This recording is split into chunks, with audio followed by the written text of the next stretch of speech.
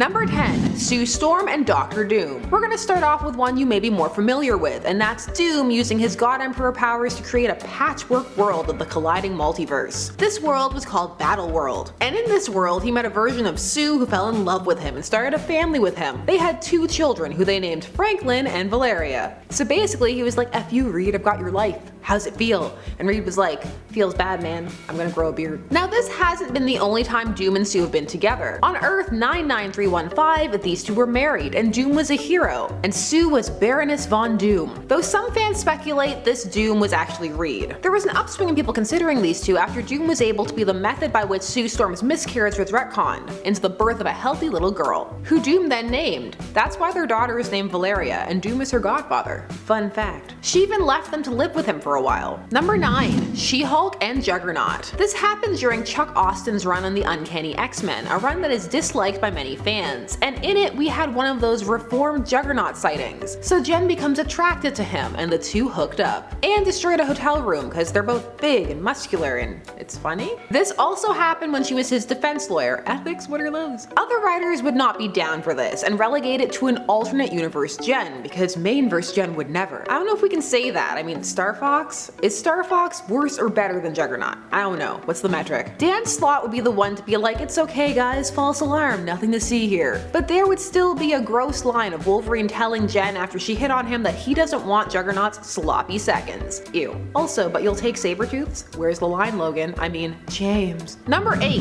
Nightwing and Mirage. Nightwing over time has developed a reputation for being a hunk in the DC universe. All the people adore him. Him, Dick, not Rick. So during the New Teen Titans run from the 80s, the villain Mirage took a liking to him, but knew she didn't have a shot. Not only does Dick not have a savior complex villain fetish like Batman, but he was dating, nay going to marry Starfire at the time. So what did she do? She tricked him into being with her by turning into Starfire. He had no idea, and then when he found out that he'd been assaulted, the rest of the team called him a slut. Teen Titans go. Mirage was there at first to kill Donna Troy to stop her son in the future. She was supposed to seduce Dick as part of the mission, but she really enjoyed it. She gave him a mullet and that Deathwing costume. Oh, Deathwing, what a time. Number 7. Iron Man and Madame Mask. Now comics love to give heroes a villain to tempt them if they can, to increase the drama. In Tony Stark's case for a while, that was Madame Mask. It wasn't uncommon in early Iron Man for the ladies Tony loved to either be secret or blatant villains. So Madame Mask, Whitney Frost, yes she has another name but I don't feel like butchering it. These two would come to know both of each other's identities and start a romantic relationship. Madame Mask was moved by the concern Tony showed over her face. She's down for people who don't care about her scars. It is sweet, but this would all break down when she had to choose between him and her father, and she found that she just couldn't. She and Tony still have a complex relationship, but it's not as romantic of one. Number 6. Jason Todd and Talia al Ghul.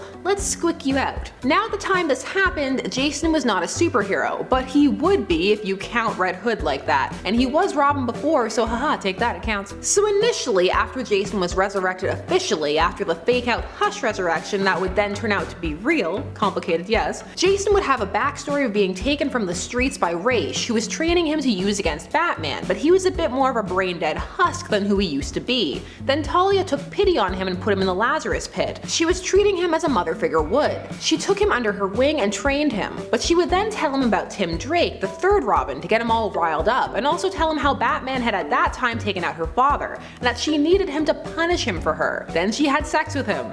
Yeah, that's pretty squicky. You're like a son to me. Punish your father for me. Nope. I'm out. Number 5. Nightwing and Shawn. So after Rebirth, Nightwing was relaunched, and there was some attempts to give him a new love interest, not Starfire, not Babs, who were doing different things at the time. Someone new. Enter Shawn, who was a real minor villain. The comic even at times calls her an activist. So she would graffiti things, and she was called the Defacer. Is it the Silver Age? Because they want their character names back. In Rebirth, he was supposed to have met her while he was still working with Batman, but despite being essentially a tag artist, she was a match for Dick in every way because of her father. Her big plot with Dick was that she was maybe pregnant. Pregnancy scare. Dun dun dun. This relationship did not end up lasting. Number 4. Scarlet Witch and Dr. Doom. This comes to us from Avengers: The Children's Crusade, Blade, a miniseries, where we see the Young Avengers seeking out Wanda because Wiccan, her son, through complicated retcon, has begun to experience his own reality-altering powers. So he wanted to make sure he didn't, unmake the universe. So when he finds out she's at Doom's castle, he goes to rescue her, only to find her in Doom's colors, which in comics is an instant romance cue. You change your color scheme, you might as well go buy a house together. In fact, when Wiccan asks if she's okay, she says, yup, she's marrying Doom tomorrow. So she's great. Baroness Von Doom, here we come. But it turns out that this wasn't a genuine courtship, which is a shame since the two do have a lot in common. Instead, it was Doom who was manipulating her to be with him in a bid to keep her sane, and keep her away from the memories of her past self, the whole no more mutants thing, also House of M. This was to make sure she wouldn't wipe out a whole species again or almost wipe them out. But Wanda remembers, and actually after a bit of finagling goes back to Doom, but not romantically, but for help, because he's such a master sorcerer and all, but there seem to be some lingering feelings there. But the ritual they have to do turns Doom back into Hot Doom, which we can never have. That's not the status quo anymore. So he poofs out, so broken up, I guess? I would have been down for more of this though. Number 3. Supergirl and Lex Luthor. Now Supergirl has had some intriguing romances, with Brainiac 5, with her horse, Comet. That was when he was posing as a man. But the Lex plot was a bit disturbing. At first it appeared she was with his son, Alexander Luthor Jr., which would have been okay. But then it turned out that Lex was inside his son's body posing as his own son. But this Supergirl was slightly different, she was known as Matrix, there was other Earth stuff involved, it was pretty convoluted. However, Luthor wasn't even with her because he wanted to be with her, it was because he wanted to develop clones of her, which is pretty standard Lex fare, just look at Connor. Clones everywhere. But that's a relationship ender, so she dumped him back in 1994. Number 2. Wolverine and Mystique. So remember when Wolverine was all no sloppy seconds? Well, he doesn't mean it, because he ended up hooking up with Mystique, even though I guess technically he was the first. It doesn't matter, it's still a gross line. The two actually met back in 1921, and she used him in a bank robbery, but these two would always drift together because of, their connection and the fact that they've both been around for longer than other people, and will be around for longer than other people after too. They've also moved in the same circles, kind of on opposite sides. They just kind of fall into each other, sometimes, but it rarely lasts. Too much bad blood and history between them. Mystique has her beliefs, and Logan has his angst and his pain, and the twain very rarely meet. But this is one that some fans would like to see more of. Would you? Let me know down below. And number 1. Batman and Nocturna. Let's be real, I have a hard time seeing Batman turn down many of his rogues if they propositioned him. If you wrote it right, you could probably get away with it. He really wants to see them get better, to see the light. So at one point in his history, he had a relationship with Nocturna. This is pre-Crisis Nocturna. This plot, oh man. So Nocturna became one of those people who was entangled with both Bruce Wayne and Batman, but she also got into a custody battle with him for Jason. She was a surrogate mother to him and even adopted him. And you know what she didn't do? Sleep with him. Looking at you, Talia. But she didn't want to take Jason away from Bruce, so she proposed the next best solution in her eyes, an actual proposal. The two would get married and be Jason's parents together. Poor Jason, just being used as a pawn. She was actually in love with Bruce, and they did get married, but obviously it did not last. Number 9. Superman and Poison Ivy. So this is pure coercion, no romance. No romance, or is this a consensual hookup shenanigans here? This occurred during Hush, and Poison Ivy used her pheromones and pheromone kiss to control him. I'm telling you, Superman is susceptible to these things. Now some say he's not more susceptible than others, why are you harping on it? However, when someone is nearly invulnerable, all weaknesses stand out all the more. So here Ivy controlled Superman at the behest of Hush, and for the overall plot. Now some people just remember this cause, it's an iconic look. That's a good reveal when she wraps herself around him and is all like, oh, look, I can't believe this is happening. The art in Hush was just really good, regardless of how you feel about everything else. Number 8. Powergirl and Thead. That's right, you heard it here first, or probably later. This happened in the world's finest comic that was between the Huntress and Powergirl. So this occurred in the New 52 and had to do with Earth 2 shenanigans. So how did this happen? Well, again, this was kind of clandestine. She didn't know she was hooking up with Thead at first, and there's a great cover with a cell phone, and I'm putting it up, you can see it. So he was posing as Mr. Terrific, who had been exiled to Earth 2, and used that as a chance to make his move, and actually succeeded in getting Powergirl to be his girlfriend. So he must have something going on in the personality department. I'm just kidding. She was already drawn to Mr. Terrific. He wrote in that pre-existing goodwill and relationship. And well, this was short-lived, and Powergirl was furious when she found out. He was just trying to find his way back to Apocalypse. Just as if people going and coming from Apocalypse doesn't spell doom for us all. Number 7. Possessed Raven and Starfire. So this occurred during the New Teen Titans run in the 80s, and during this arc, Nightwing and Starfire were getting married. It was huge, we've been building up to it. Well, it didn't happen because Raven crashed their wedding hard. And a Raven who is full on in all hail Trigon, I can't wait to rule the universe mode. But here's the thing, it's what happened when she crashed it that was, well, it was a lot. There was some very suggestive things going on, some BDSM things, like with her forcing Starfire onto all fours and yoinking her hair back. Then she kisses her and is all, "Dear sweet Coriander, of all those I've taken, so far you have pleased me the most." This while straddling her. How did this get past the code? I have so many questions. Is there a non-R-rated way to read this? Because if so, I'll accept my new home in the gutter. No judgment. What do you all think? It's a lot of a lot, right? Number 6. Catwoman and Nightwing. So this one is, well, it just happened. I mean, I'm perplexed by this. Does Catwoman fall more into an anti-hero vein? Sure, most of the time, but making out with your main squeeze's son is pretty icky. There were some hints it was to make Batman jealous too. Who are you, Talia? Well, Bruce has a type, I'll give him that. Nightwing was as perplexed as I was, but he went with it, because that was his characterization at the time. Fun fact, not really actually, but writer Devin Grayson, who would write the arc in which he was raped, would initially blame him for it, only to apologize years later and say she hadn't thought the plot was a big deal. I'm not over it. Anyway, Catwoman and Dick, they made out. Next number. Number 5, Blink and Anihilist. Blink is an interesting character who I have a huge soft spot for because of the Exiles, but she's here because she had a romance with Anihilist, who is a classic Fantastic Four villain. Blink initially comes from the age of Apocalypse, and took up with the amnesiac version of Anihilist. This was in the negative zone, but he called it off when he felt himself beginning to revert back to his original personality, as he really did care for her and didn't want to hurt her. This would be a relationship that would stay with Blink, and when she had the opportunity to attempt to save him, she would take it. However, these days, this is more of a forgotten romance, and for most of us more of a someone was with Anihilist? What? When? Why? Number 4, Ravager and Superboy. This one is a pure fake out. Now, Ravager was a supervillain when she first debuted, unstable, working with her father Deathstroke, but over time she joined the Titans. Deathstroke's kids in the Titans, it's a thing. Well, except for his first kid, you know, getting enhanced by the Hive and dying, which started off Deathstroke's whole I gotta kill the Titans thing. Now, Ravager is more frequently portrayed as a member of the Titans, or coming around to them very quickly. Now, this pairing, her and Superboy, is teased on the very cover of the issue, and just look at Superboy's face, it looks like this is the worst thing that's ever happened to him. But haha, this Ravager was a fake. This wasn't the real Ravager, which I'm fine with. Ravager and Superboy, well, Connor, Superboy, there is more than one now. It's all more confusing than it needed to be thanks to them hyper-aging John Kent, Clark and Lois' son. Take that, Lady of Kleenex mentality. Still, this was a thing. They kissed. It counts. Ha! Number 3, Storm and Dracula. Dracula was super into Storm, wanted her to be his queen vampire. Vampire queen.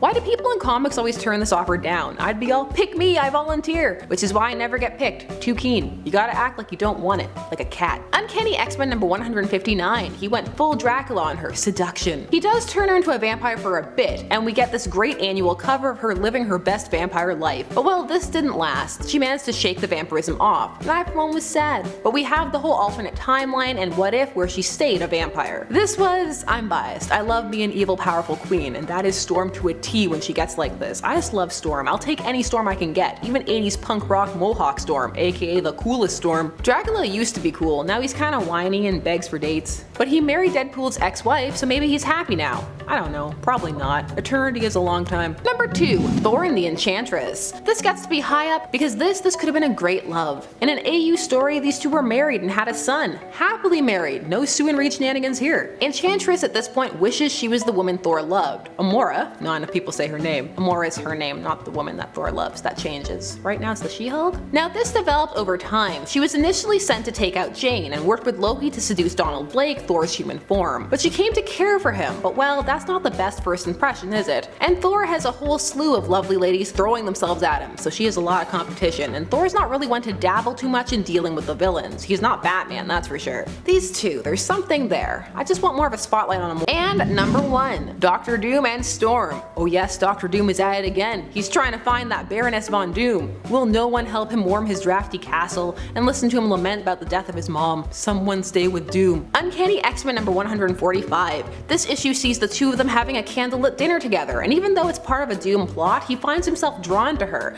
particularly her confidence and lack of fear around him. The way she acts as though they're just equals, and he's super into it. And she seems to like him. She's like, Doom is a fascinating man. And he's like, she's drawn to me like a lioness to a lion, like a queen to a king. Wow, calm it down. Down, boy. He ultimately goes through with his plan with Arcade, but not before saying he finds her enchanting, but then ruining it by adding child to that. Just why, Doom? Go back to like a lioness to a lion. So those were number 10, Superboy and Knockout. We're talking about Con-El from the 90s, so not the first Superboy, that was Clark. This is Con-El, he's a clone, and this is the 90s, so he's just a regular clone. He's not Clark and Lex's son yet, which is the greatest retcon of all time. So Con-El appeared during the reign of the Supermen, when there were 4 Supermen in Metropolis to replace Superman post his death, aka plot stall for his wedding. Now one of Con-El's things was that he was a bit of a player, and by that I mean horn dog. He was exactly at boob height, and this was of many people, and oh boy did he love it. So him and Knockout. Knockout is a former female Fury, and when she got to Earth she started a rivalry and flirtation with Superboy just for fun. She thought he was cute. She loved his grungy, pointless belts. These two would eventually form a friendship and share many a kiss, though some were unconscious on his part. Her name was Knockout. But for the most part it was a will they won't they, there's good in her. People forget about this one because Knockout would end up with Scandal Savage, and Superboy would be retconned many a time, but 90s Con is back with his half sunglasses. He's too cool for school. I don't care, I like this design. Number 9, Harley and Deadshot. Putting this one lower because this has been adapted a couple of times, like in Batman Assault on Arkham as well as Suicide Squad. And of the two, which are basically the same, if you have the choice, check out Assault on Arkham. It's more cohesive and animated, which is a rich medium that deserves more love, attention, and our support. So Harley and Deadshot were a big item in the New 52, which placed Harley on the Suicide Squad. Deadshot was Harley's first big officially depicted relationship after the Joker. They were still playing coy with Ivy, / remembering that Ivy had a personality and villainous goals of her own. Salt over. This relationship was unstable. Deadshot is actually suicidal. He wants to die, or at least did. They've eased up on that quite a bit. But New 52 Harley was also something. This relationship was hot and heavy, but really fell apart when she took Mr. J's face and put it on Deadshot. The Joker had cut off his face at this point, and then tried to make out with it. The implication was that she liked Deadshot because he was crazy too, but not crazy enough because he was like, no faceplay. Number 8, Daredevil and Typhoid Mary. So Daredevil accidentally created Typhoid Mary, which adds a whole other layer to these proceedings. So let's go. Mary worked at a brothel, and Daredevil had tracked his villain there. However, when he broke in to confront him, instead of the girls who worked there being happy to see him, they attacked him. And in the skirmish, he ended up accidentally pushing Mary out of a window. At that point, because you know in comics a head injury means personality shift or amnesia, she vowed to never let another man hurt her again and became Typhoid Mary.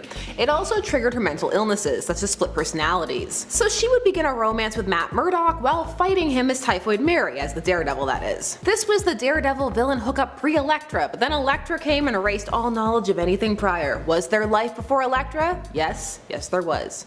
Is my timeline correct? I'm sure you'll let me know. Number 7, Cheetah and Batman. So this one comes to us from the Justice League series, which is part of the DCAU, and here we're dealing with the Injustice Society, when they just so happen to capture Batman because, well, the Joker was part of the society, and if the society's not taking down Batman, he's not interested. So they have Batman all chained up in a force field, and different villains are keeping an eye on him. And at one point it's Cheetah, full furry Cheetah, who decides to mac on Batman because, well, a lot of people have the hots for Batman, and when tied up they will take full advantage of this. This was more curiosity than a thing.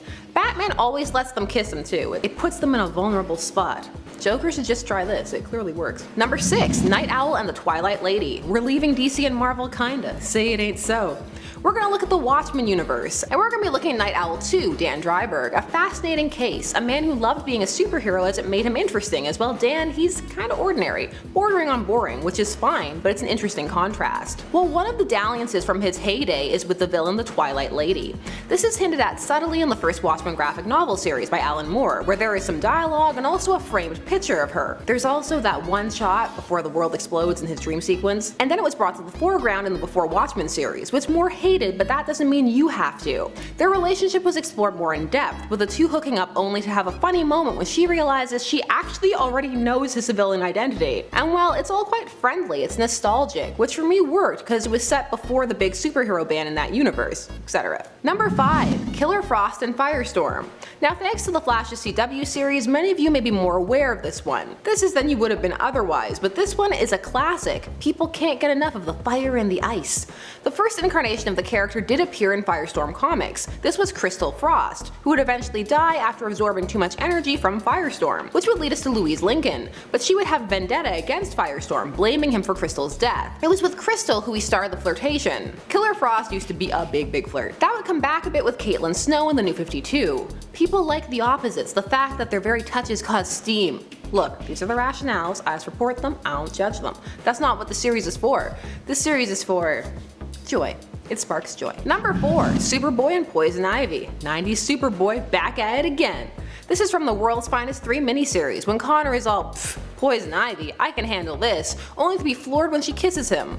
Now people always say these don't count, Ivy kisses everyone. She does, yes, but at times there can be some canon lingering effects of besottedness. There was a manipulation element in there at play. Speaking of, in the Batman animated series comic tie-ins, she would kiss Robin and cause him to fall for her so that he could protect them while they went out on their crime sprees, them being her and Harley. These are more like blips, hookups.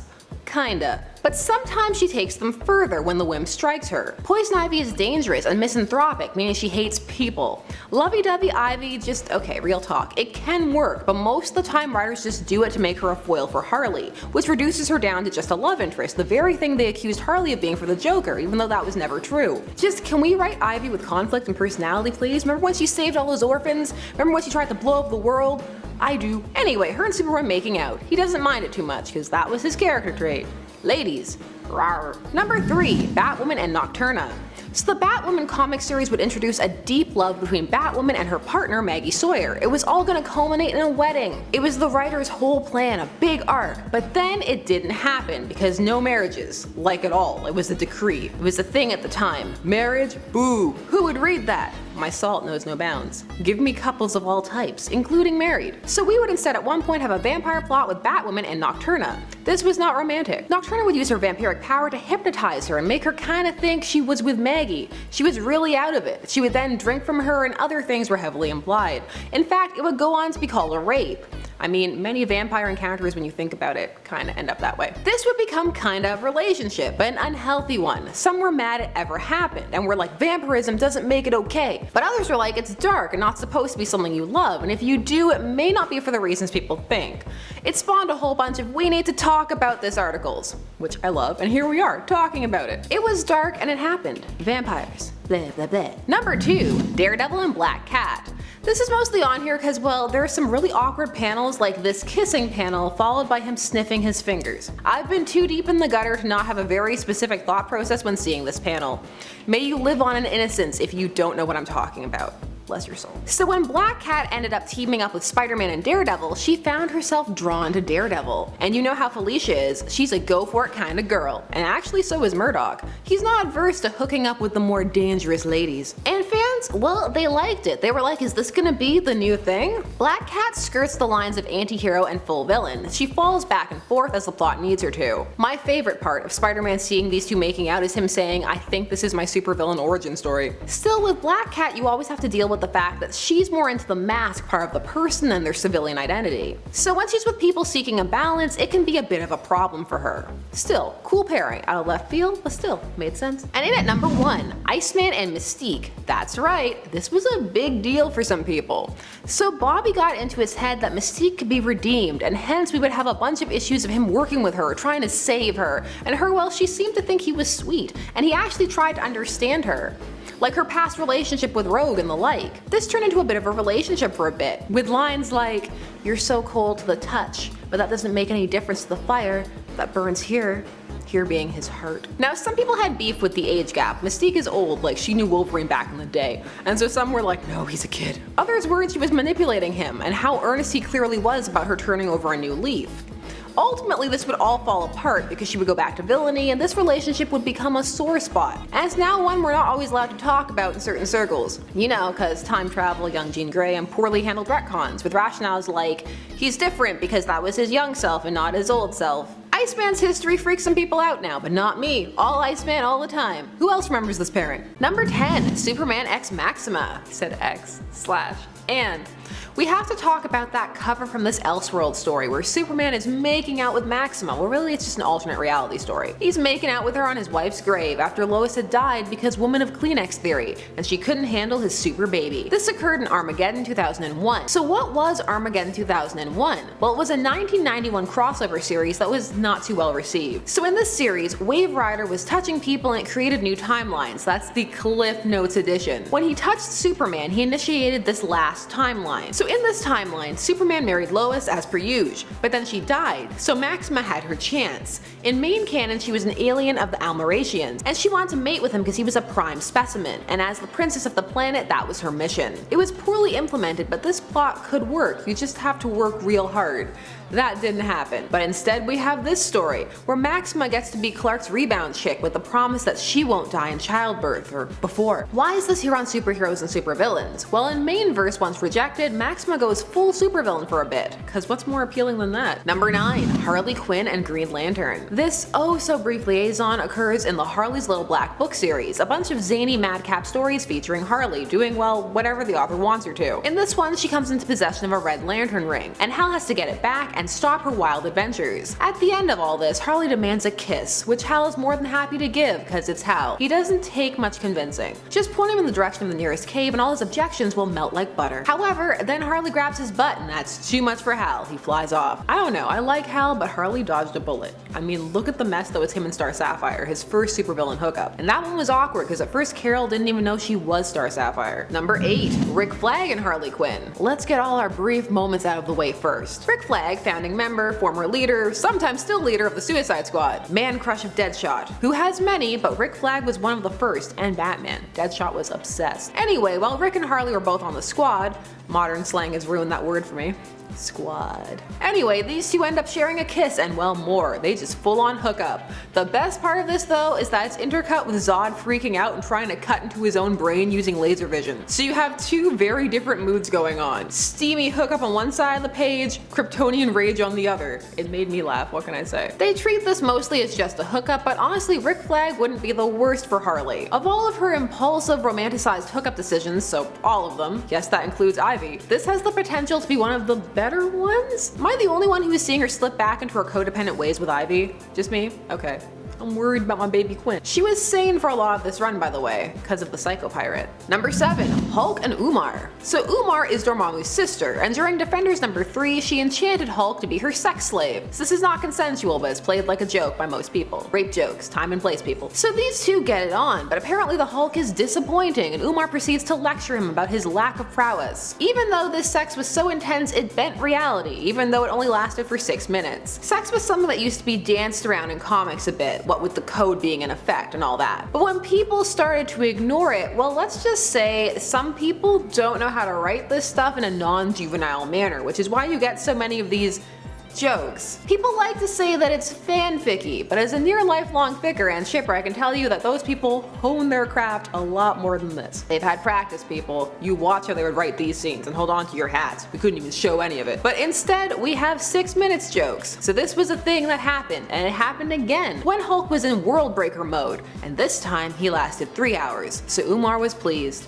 Let's just leave these two alone. Also, as always, humor is really subjective. So if this is the height of comedy for you, you do you. Defenders number 3 and Incredible Hulk's 633. You're welcome. Number 6, Barry Allen and the Reverse Flash. So there have been many Reverse Flashes. Thawne, Solomon, Daniel West, but today we're looking at someone who was thought to be the new Reverse Flash for a bit in the Rebirth arc. She was Barry's girlfriend because Iris, who? Love is dead. She would turn out to be the negative Flash, laying claim to the negative Speed Force. Now she was not the Reverse Flash, but listen, if you weren't there, you have no idea how hard these articles baited that she was the Reverse Flash. It was all Barry Allen, the Reverse Flash, la gasp. I would have read that though, and with any of them to be honest, I'm just thirsty and open to possibilities. I put this here to ask you a question. Do you read articles like this as comics are coming out? And do you wish the things in them were accurate? Like I did for this one, a lot. Flashes have that problem with people in their lives. Remember when Zoom was Wally's ally and friend only to figure out that he was the reverse Flash and then cause his wife Linda to miscarry their twins?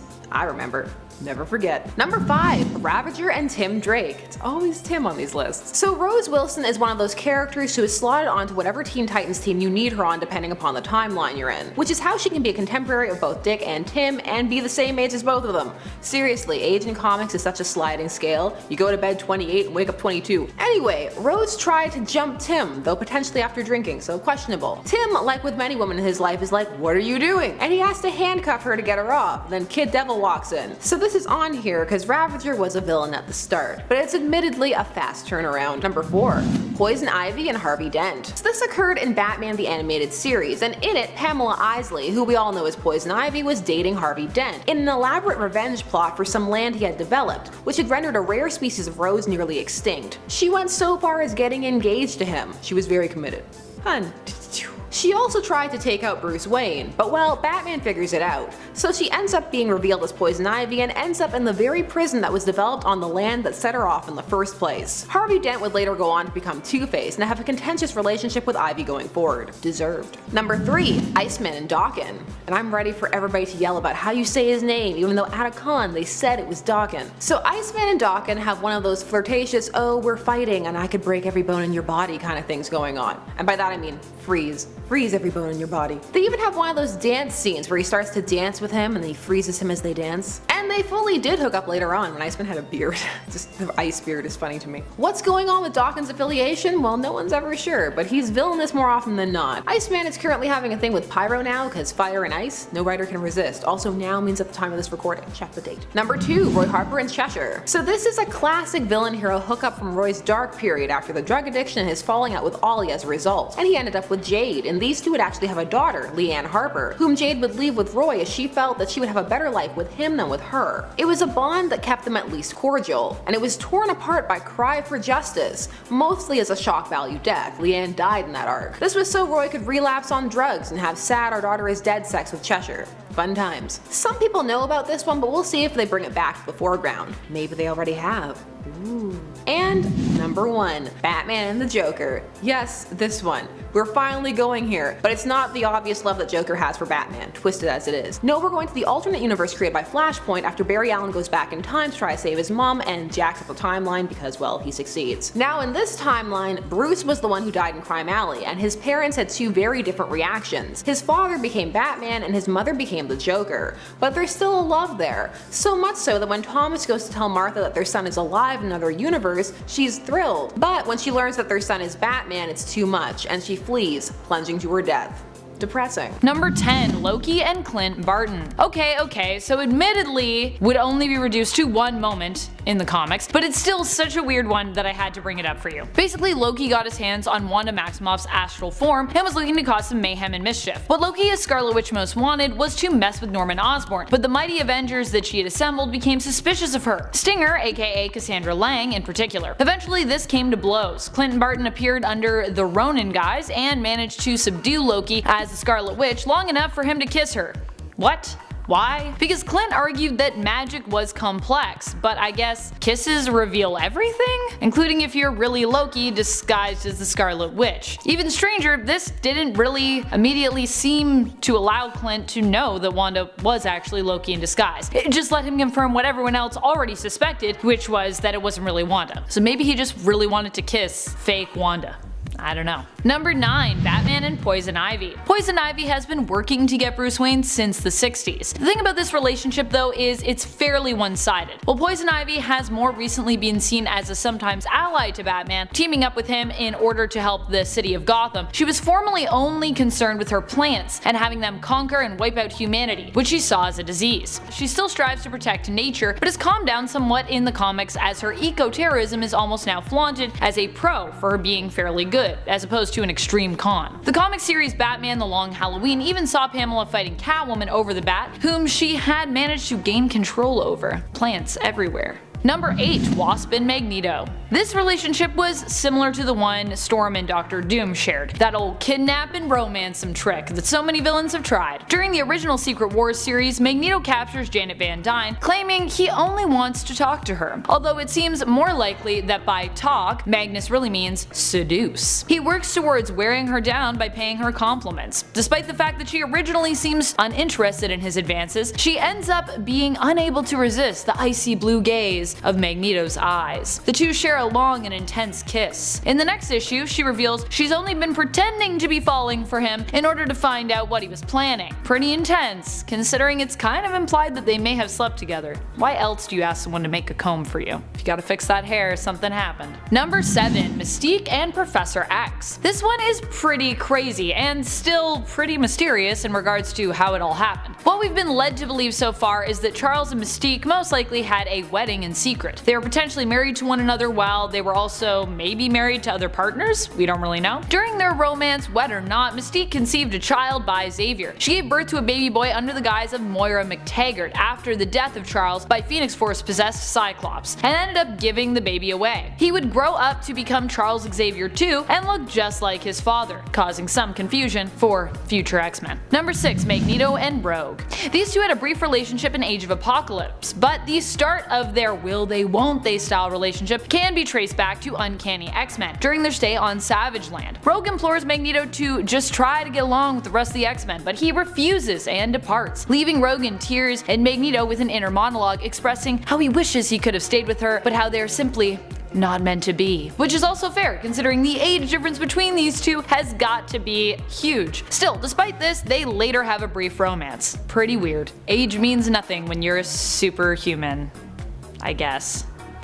Number 5. Diamondback and Captain America. Diamondback was originally a criminal who was part of the Serpent Society. Despite her criminal roots, she fell in love with Captain America after the first time she fought up against him. She made an effort to team up with Steve Rogers. The two even dated while she was still with the Serpent Society. Although she later ended up defecting and joining S.H.I.E.L.D. when the pair started their romance, Rachel Layton aka Diamondback was known as a criminal. She often goes back to crime. Number 4. Rogue and Shadow King. Rogue and the Shadow King have had a very interesting relationship in the comics, one wherein he aims to make her his Shadow Queen. The why behind this has to do with all the people that Rogue has touched and absorbed. Through her, the Shadow King would gain access to all of them, which makes her appealing to him and makes him want to woo her. Still, this relationship is super creepy, especially how into it Rogue looks in every panel involving the pair of them. What is happening there, Rogue? She looks so intense too, she's like, I'm super into this. Number 3. Loki and Storm. Loki found himself pining after Storm at one point in the comics when he was looking to replace Thor in Asgard. Using his magic, he turned her against her fellow friends and X-Men and made her believe that she had lost her powers. He then made her her own version of Mjolnir and gifted her power with it. Beyond just attempting to trick Storm, Loki seemed to genuinely pine after her, complimenting her strength and beauty, and even pondering that she would make a great queen for him in Asgard. Fortunately, Loki did not get the opportunity to continue manipulating her into a relationship with him. The X-Men fought to remind Storm of who she and they truly were. After she got confused and attacked Wolverine, and Hela came forth to claim his soul and finish what Storm had started, Storm turned against Loki and the X-Men won the day. No one messes with Storm. Number 2. Jezebel Jet and Batman. Jezebel Jet was a wealthy socialite and the ruler of an African nation in DC Comics, referred to as Matamba.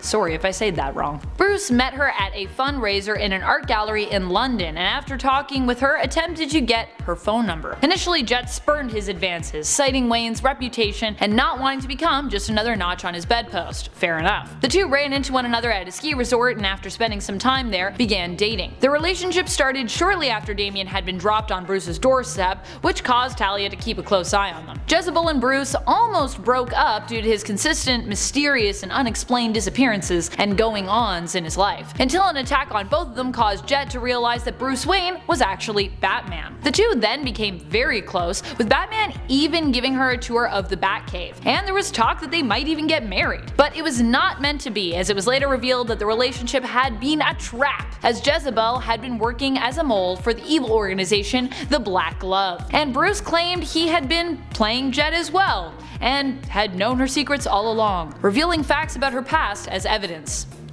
Then why did they have a relationship? They're both playing each other, I don't understand. After escaping Batman, Talia would attack Jet's plane and later reveal that she had killed Jezebel, presenting Batman with his former lover's severed head. That's a good way to win a man, Talia. That's a good way. Number 1. Joker and Batman. Wait, what? But when does that? So are they in the Flashpoint timeline, of course. In this timeline, it is their young son Bruce Wayne who is murdered and not Martha and Thomas. The married couple do their best to move forward, but Martha is so traumatized by the event that even after months of therapy she seems stuck in her grief and non-responding. Thomas takes up the mantle of Batman, tracking down his son's murderer. Before he leaves to get his vengeance, Thomas tells Martha that it is time for them to move on and that he misses her smile. Upon his return, he finds Martha has cut into the corners of her mouth to give herself a permanent Glasgow smile. He has her committed, but she escapes and becomes the Joker, driven mad by her son's death. She blames Thomas and the two eventually cross paths and come to blows. Thomas shares with her what he has learned of the main timeline and how he can set things right and make sure Bruce lives and that they die instead. Martha agrees that this is the best decision and the two share a kiss. Martha later kills herself after finding out that if Bruce lives, he will grow up to become Batman, which obviously would make her kind of like his alternate nemesis. Yeesh. Drama, intrigue, Flashpoint.